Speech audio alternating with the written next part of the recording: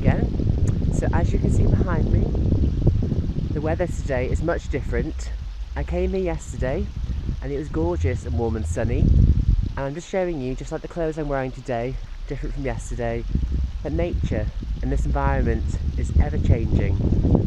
It's beautiful, no day is the same in nature here, and that's why I love living in the valley amongst all this history and nature. It's really beautiful, and I wouldn't change it for the world. I wouldn't want to live somewhere else, to be honest. So let me show you a beautiful view of the valley. Although it's grey and cold, it's still gorgeous. So we've got the trees over here still waiting on spring, and we've got the pine forest, which is very ominous today in the grey clouds. And just over here we've got the moors and a farm on top, and there's mist and drizzle raining over. And just down here, I don't know if you can see, we've got some lovely cliff faces where the valley is eroding. It's slowly slipping into the river, hydrological erosion that is. And that's it really. Oh, a lovely hazel tree in the distance that I showed you yesterday. Not as bright, but still beautiful. So, down here in the bottom of the valley, across the river, we've got another ruin, and this one is quite big. I can't really tell you what it was, but from here, it looks like an old workhouse slash farmhouse of some sort. I don't know if you can see them, but today it's occupied by sheep. So, just a bit of history over there for you, and I will come over to that side of the valley at a later date and check it out for you. So, there is history all around us in nature. Nature has inspired history through people that have built workhouses, industry, and if it wasn't for nature, there'd probably be no history. So what I'm trying to say is, nature and history are very well connected. And you should remember that, because nothing in this world is stationary. Everything is intertwined and connected. Just like roads, they all go different ways, but if you follow them all through, they lead to the same destination. So there you have it. Nature and history together. And as you can see behind me, we've got another abandoned ruin. This is my favourite one. And what I really don't get is I'm the only person that seems to come to these places. These are relics of history that have just been left abandoned. There is so much information in these ruins, so much old ways of life that we need to find out about. And I love to come here to imagine a day when this was in its prime and it was a real building, a workhouse, and to see what it was like. So, if we're asking the question, why did they build these ruins here? Well, my best answer is, it's high up, we're in the valley, and before the Industrial Revolution, this valley was littered with trees. There's a lot of flowing water and springs, and the water was great for people washing their clothes, for cooling down, metalworks and stuff like that. And the woodlands that were once here also provided firewood, charcoal for the kilns, whether that was iron or metal, any other metal. So nature has provided, mankind, being mankind, has taken it, and once the resources are gone, they're gone really. So what we're left with today is a few pockets of trees and woodland, but some marvellous history. So, I'm going to have a cigarette and I'm going to show you around this ruin.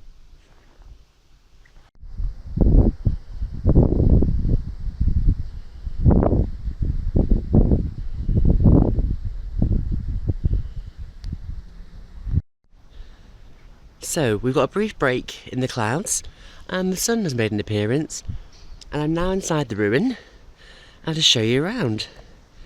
It's fantastic. I mean, there's a whole room still here, but I can't go in there, it's not safe enough. But wow, look at this beauty, this relic of the past. It's fantastic. I'm going to take you over to a window here. I've got to be very careful because it's slippy. Oh. Now, look through this window and tell me, in the late Victorian time, what we would have saw here. We are literally looking into a window of the past here. And I can see why they chose this place. It's gorgeous. Look at the valley views from this window. It's next to flowing water. It had the resources for the forest, the wood for the fires. And it's fantastic. This is a relic of history. And we are now looking into a window of the past. So I'm on top of the ruin now. I've taken you around the back. It's not like it's my own house. Take you around the back and look at the scale of this fantastic beauty.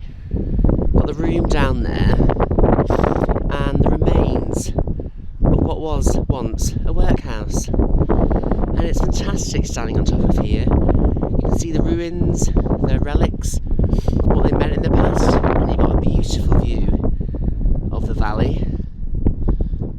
It's just gorgeous. In this ruin we also have some evidence of metal and ironworks. Judging by these bricks, they're burnt and they've got little patterns in them, and that looks like where you'd put a spanner or a wrench of some sort. And that explains a lot, because we're next to some water. They had the water to cool down the metal, and they had the wood, the trees, to use for fire, you know, to heat the metal and stuff. So it's just a fantastic relic of history here, which is just left here and forgotten about. I seem to be the only one that cherishes this, so here you go. Let me also show you what these people would have saw when this ruin was in its prime as a building, a living workhouse, an environment for work and people. Obviously you got to see these beautiful trees. There were like 10 times more. The whole landscape was littered. And then you've got the gorgeous valley below, the village that I live in, which is a post-industrial village now, obviously. And it's just all round panoramic views of hills. So you can see why they decided to live here. And you can see what brought them here to this fabulous ancient land. And it's just wonderful that I'm standing on a piece of history. You know, below me is stuff like pottery, old workbooks, coins probably, even jewellery. There's just so much that I would like to dig down, and one day will.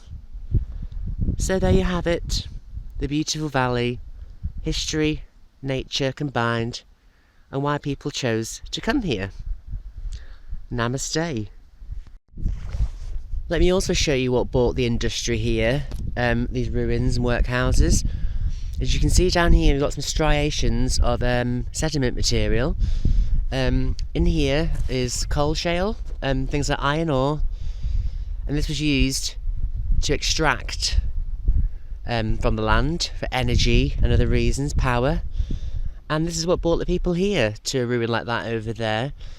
There's also a number of abandoned quarries in the area, but due to safety reasons and me valuing my life, I won't take you there because it's very unsafe.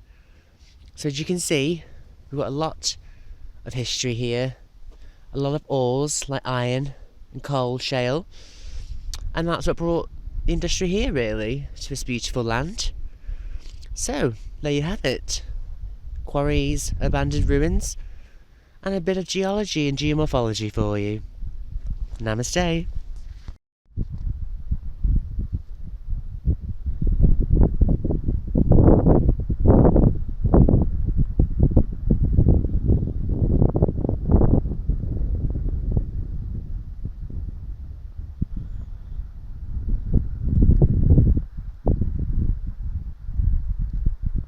And I've got another ruin to show you here. This is really cute, this one. It's a little tiny dwelling, and what's left really are the foundations, the windows, and a tree growing. And I think this is fantastic because it just shows that no matter how much influence man has, nature will always win. She will always find a place where man once was. And it's just fantastic. I am going to go around and see if I can go in it. So, I'm now sitting in the ruin, and it's pretty amazing. Like, as you can see behind me, there's a window, which I've just shown you before, And it's just lovely, you know, it's so quiet, it's so peaceful. It's another cloudy day, not like yesterday with the sun, and I just feel at peace and at one here. And I wish that, you know, people were as lucky as me to have stuff like this right outside their back door, because it's very lucky to have a relic of history in your life. It shows where you came from, who was here before you, and what life was like. So, in nature, where there's history, we have the potential to learn about ourselves, our ancestors, and whether they were going right or wrong, just like us today, whether they were happy, and stuff like that. So nature and history together equals heaven. So this is another window into the valley, into the past, and it's fantastic. Imagine what you would have seen looking through here 100 years ago or so. It really does give the imagination a sense of wonder, sense of question. You know, who was here?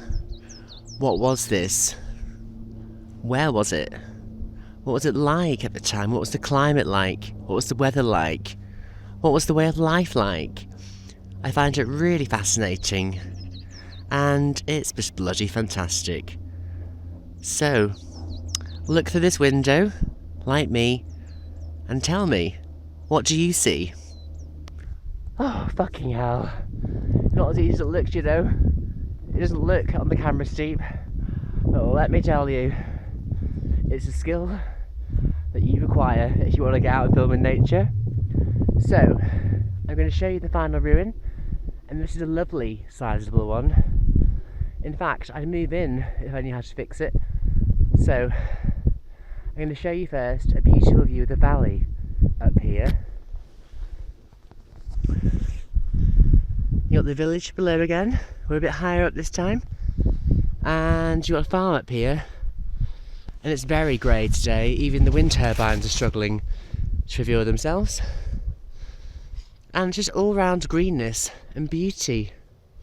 Oh, we've got some sheep up here, having a bit of a social, are we guys? Hello. And just all round fucking fabulous, really, this view. So, I need another cigarette, guys, and I'm going to show you the last ruin.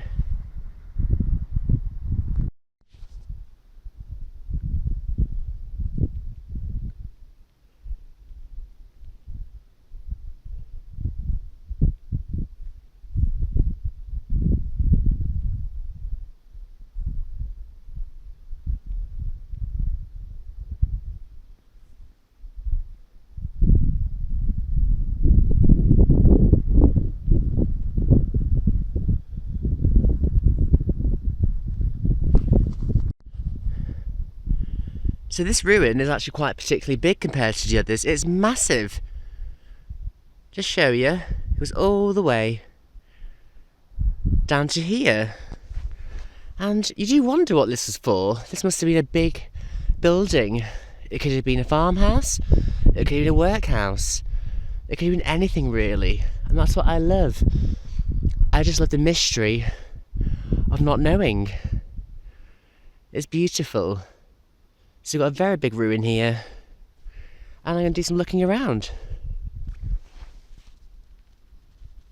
So, as you can see, this is all that remains of the ruin today, and it is pretty big. I'm quite shocked. I've never come across one this big before. This is like the warehouse of all the warehouse ruins. It's fabulous, and it's very peaceful up here. No one comes here. I like to come here and meditate sometimes. I like to visualise past lives and past times, as I believe in that. And it's a great place. And before I go, I want to encourage you all, wherever you are in the country, or the world, wherever you live, I'd like you to try and find local history, intertwined with nature. Go to your favourite ruin or old church, or anywhere, you know. Something like Stonehenge, that is fabulous. Avebury as well, even better. So get yourselves out. Enjoy nature, enjoy history, ask questions. When was it made? Where was it from? Who were the people? What was the landscape like? What time was it? You know, many questions. Because the more questions you ask in nature, the more that would be revealed to you. So, thank you very much for joining me. It's a pleasure, as always. And take care of yourselves. Peace out and namaste.